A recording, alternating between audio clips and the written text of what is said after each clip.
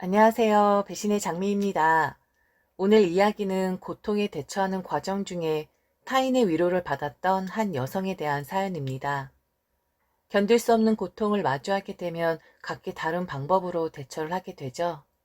다른 사람에게 치부를 드러내며 기대거나 아니면 최후까지 각이 잡힌 모습으로 아픔을 감추시거나 과연 여러분들은 어떤 방식으로 마주하게 되실지 궁금합니다.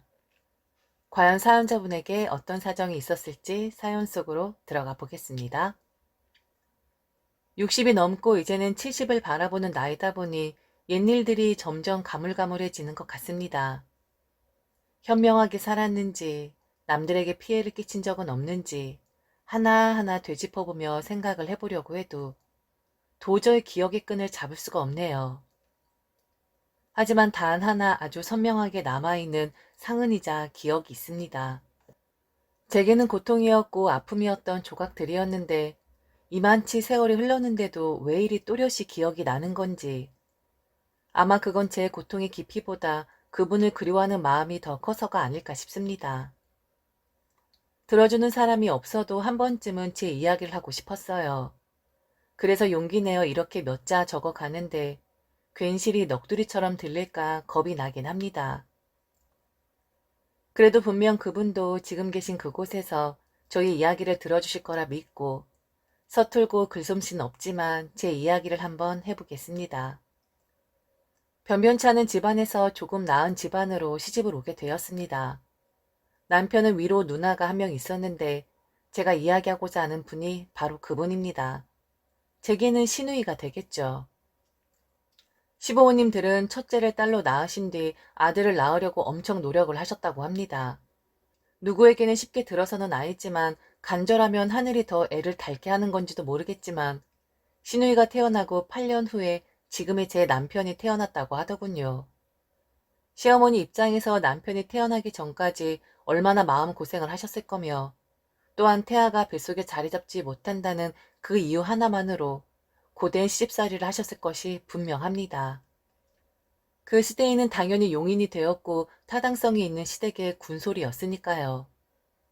귀하디 귀한 남편이 태어나자 금지 오ገብ으로 귀하게 키우신 것으로 알고 있어요. 그래서 결혼할 당시 남편은 철이 좀 덜 들어 있었나 봅니다.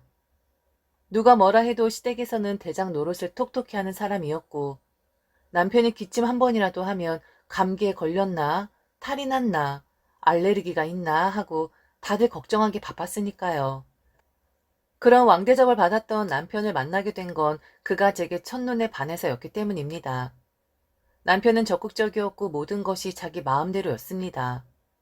자기 마음에 들었으니 이제는 저는 자기 여자가 된 것이라고 하는데 숫기 없고 부끄럼 많았던 저는 긍정도 부정도 못했었네요. 성격이 조금이라도 밝았다면 내 의견 말할 수 있게끔 용기 한 줌만 있었다면 저는 남편과 결혼하지 않았을지도 모르겠습니다.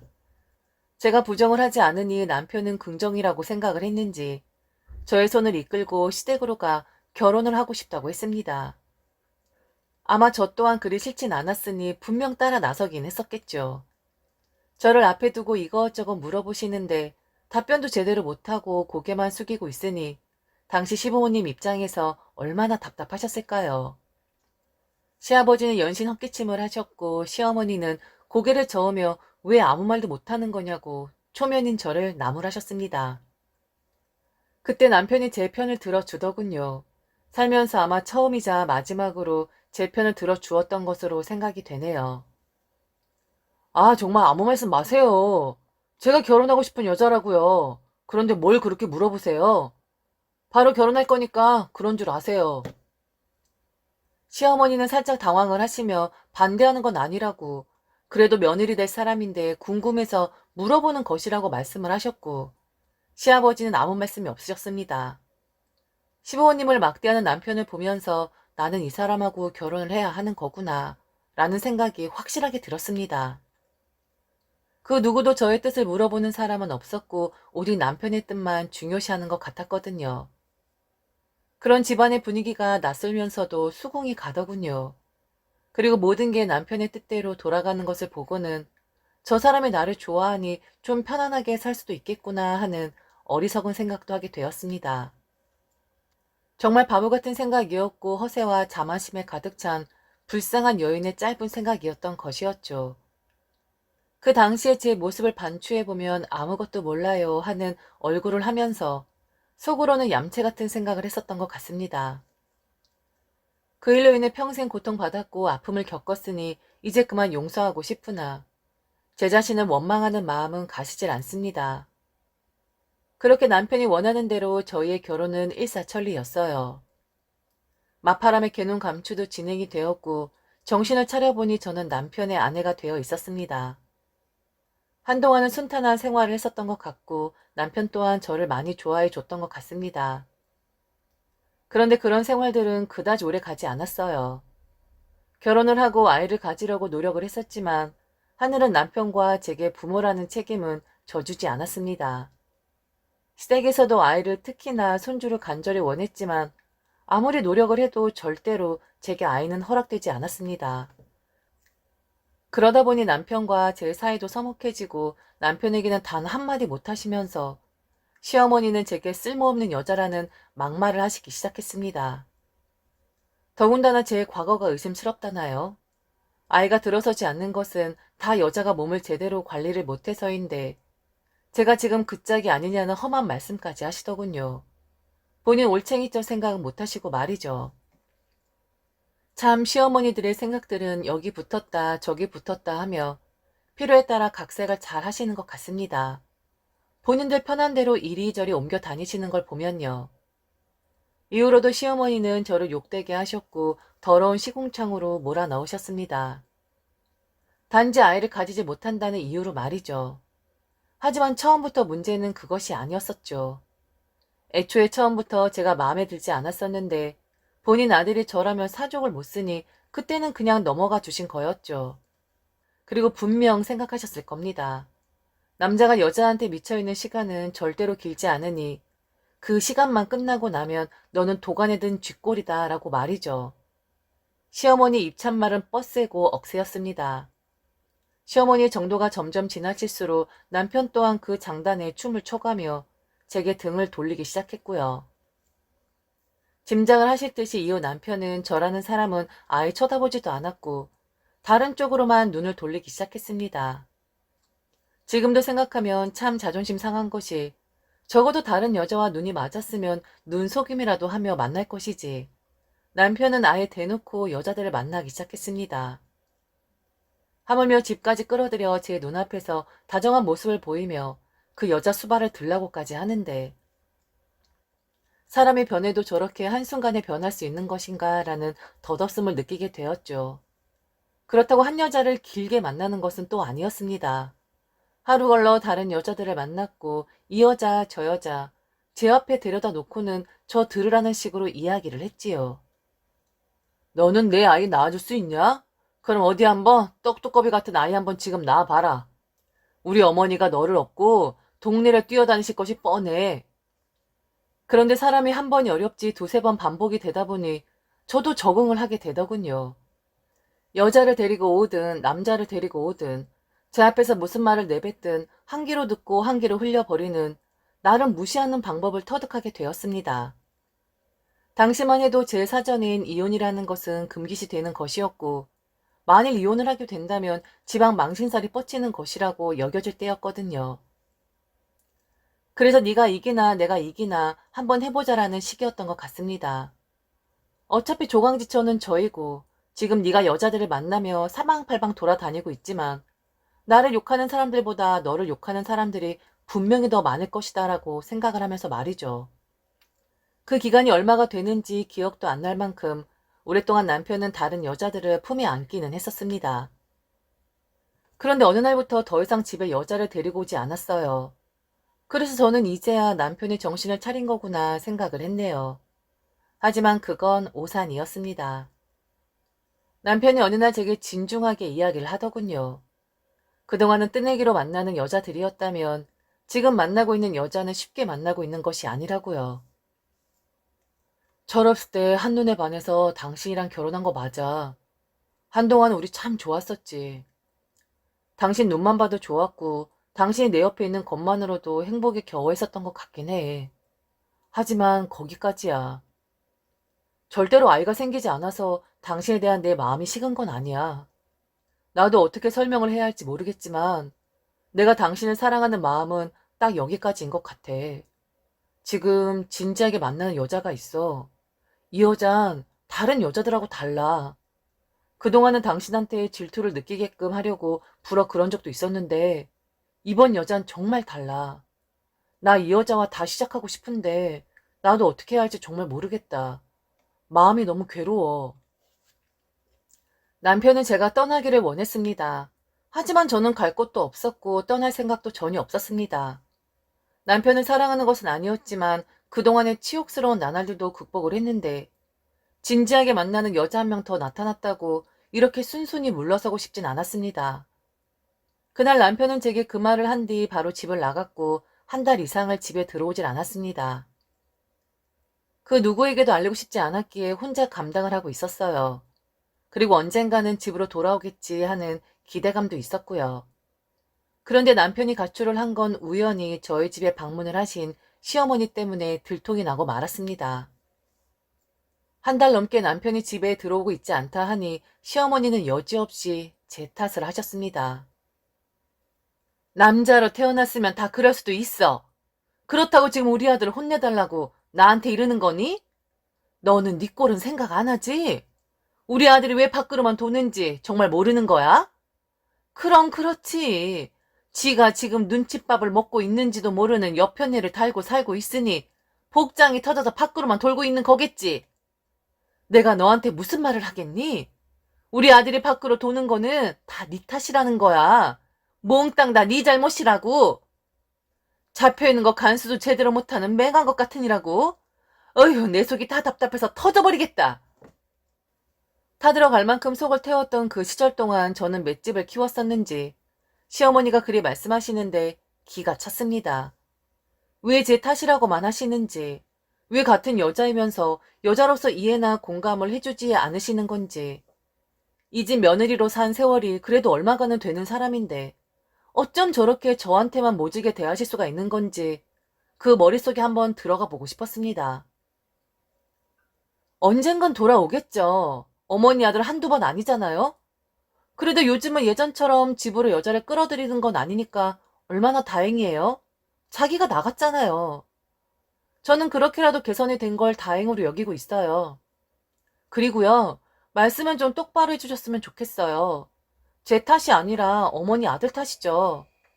결혼했으면 한 남자, 한 여자에게만 충실해야 하는 것인데 그 약조를 깨고 이리저리 들쑤시고 다니는 그 사람이 문제인 거죠.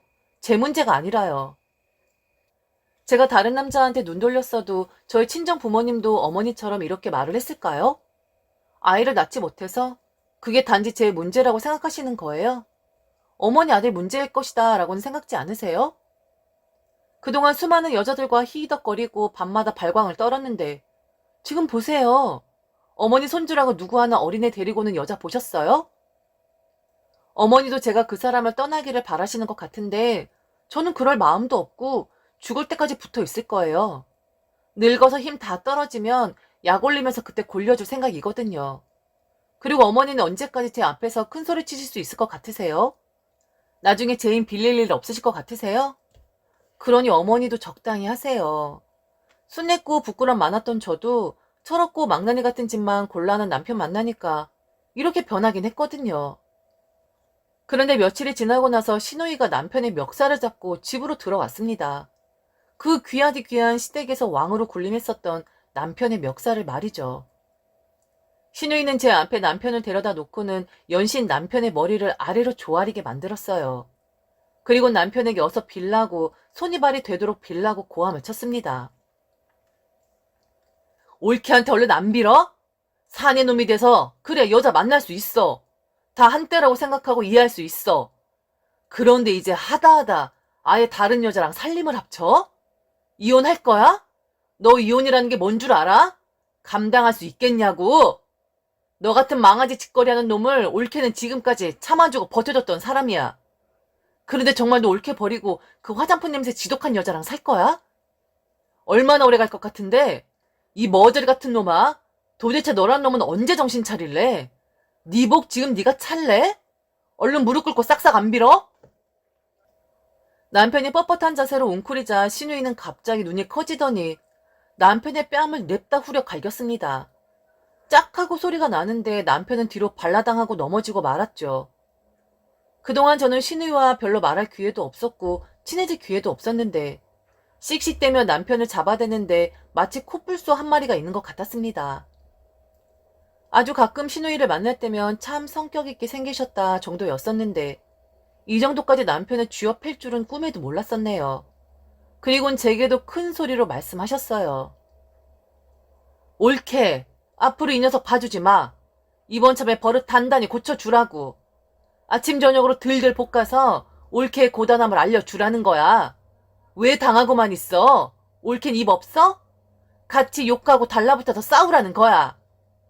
그동안 언젠간 괜찮아지겠지 하며 잠자코 있었는데 아니 엄마가 그러대. 이 녀석이 집을 나가서 다른 여자랑 살림을 차렸다고? 참네 우리 엄마도 그렇게 하면 안 되는 거야. 아들 바람피면 차받아 족칠 생각은 안 하고 왜 며느리 탓만 하는데 애를 못 낳아서? 딱 봐도 저놈 탓이야. 저렇게 마구잡이로 놀려대는데 애가 생기겠어? 하늘에서 주다가도 다시 걷어가시겠다. 내 눈이 다 휘가닥 뒤집혀지네. 앞으로 끊임없이 들들 볶아. 만일 그렇게 괴롭혔는데도 분이 안 풀리면 그때 이혼해. 확 버리라고. 지만 손해지. 옳게 손해날 거 하나도 없어. 우리 집 재산도 많으니까 위자료 손해배상 두둑히 챙겨서 그때 옳게 인생 살아. 하지만 쉽게 놓아주지 마. 누구 좋으라고 쉽게 놔줘? 신우이는 갑자기 제게 나타난 구세주 같은 사람이었습니다. 남편을 집에 데려다 놓아서 구세주가 아니라 시댁 식구들 중 유일하게 제 편을 들어주었던 사람이었거든요. 그런데 우리 신우이 스타일이 좀 대장부 같은 사람이라 제가 고맙다고 이야기를 할 때마다 시큰둥하게 반응을 하시더군요. 다행히 제 신우이 덕분에 남편은 제 잘못을 느꼈고 이후 변화된 모습을 보이긴 했습니다. 그래서 지금은 제 옆에서 구박을 받아가며 살아가고 있지요. 물론 그 이후에도 저희 부부에게는 아이가 생기지 않았기에 아이처럼 생각하는 반려견과 함께 살아가고 있습니다. 왜 그렇게 뜬금없이 신우이가 나타나 남편의 가출을 감행하자 손을 쓴 거냐 하면은 바로 신우이의 남편 때문이었습니다. 그러고 보니 살면서 신우이의 남편, 즉 아주버니를 거의 본 적이 없는 것 같긴 하네요. 남편과 아주버니의 성향은 아주 똑같은 사람이었다고 합니다. 신우이도 마찬가지로 아주버니의 외도로 힘들어 하실 때 시댁에서는 신우이 탓을 했었고 더군다나 신우이가 배가 남산만 했을 때도 아주버니는 밖으로만 도셨다고 합니다. 아무리 주위를 둘러보아도 털어놓을 사람 한 명 없었고 신우이 편을 들어줄 만한 사람이 없었다고 합니다. 게다가 어쩌다가 만나는 친정 식구들에게는 맏딸이었으니 그 책임감으로 인해 더 말할 수 없었겠죠. 고통과 분노를 혼자만 짊어지고 사셨는데 그런데 결국엔 돌아올 놈은 돌아오더라 라는 거였습니다. 슬그머니 아무 일 없이 돌아오는 아주버니를 보며 기가 찼지만 그제서야 남편으로 인해 고통받고 있을 제가 보였다 하더군요. 소식을 듣고 남편이 살림을 차린 그 집을 쫓아가 난동을 부렸고 저희 집에 오기 전에 시댁에 먼저 들러 이미 한바탕 뒤집어 놓으시긴 했었습니다. 그러면서 그렇게 남의 귀한 딸 힘들게 하는 것 아니라고 시부모님들이 저를 무시하고 만만하게 보니 본인도 시댁에서 그런 취급을 받는 거라고 소리를 질러가며 비난을 하셨다고 합니다. 요즘 분들은 이해 안 가는 이야기죠. 분명 그렇다고 받아주었냐고 그게 가능하냐고 말씀하실 것이 뻔할 것 같습니다. 하지만 그 시절이 그랬다라는 이유도 있었지만 신우이 말처럼 누구 좋으라고 제가 이혼을 하겠습니까? 남편에게 붙어있으면 시부모님 재산 다 제 것이 될 것이고 나이 들면 자연스럽게 고개를 숙이는 것이 남자들이니 제가 모든 걸 다 쥐락펴락할 수 있는데 말이죠. 저보다 먼저 저 위로 올라가 있는 신우이가 정신 차린 남편에게 종종 했던 이야기가 있습니다. 곁에 있는 사람 우습게 보지 말라고요. 무조건 대접받고 이해받는 삶이 아닌 서로 대접하고 이해받는 삶이 가장 행복한 법이라고요. 그리고 못돼 먹은 것들이 꼭 나중에 잘못했다 비굴하게 비는 법이니 그리 살지 말라고요. 늙어가는 사람의 기억을 믿을 순 없지만 분명 저리 이야기를 했던 것 같습니다. 든든하고 시원시원한 시누이가 있었기에 지금의 남편과 저도 있을 수가 있었습니다. 꽃이 피고 바람들이 살랑살랑 저를 간지럽힐 때 떠나버린 시누이가 몹시나 그립습니다. 그곳에서도 역시나 시원하신지, 아주버니는 다른 곳으로 눈을 돌리고 있진 않으신지, 그리고 지금 쥐 죽은 듯이 조용히 살고 있는 그녀의 동생을 보며 무슨 생각이 드시는지 말이죠. 지금까지 들어주셔서 진심으로 감사합니다. 이상 배신의 장미였습니다.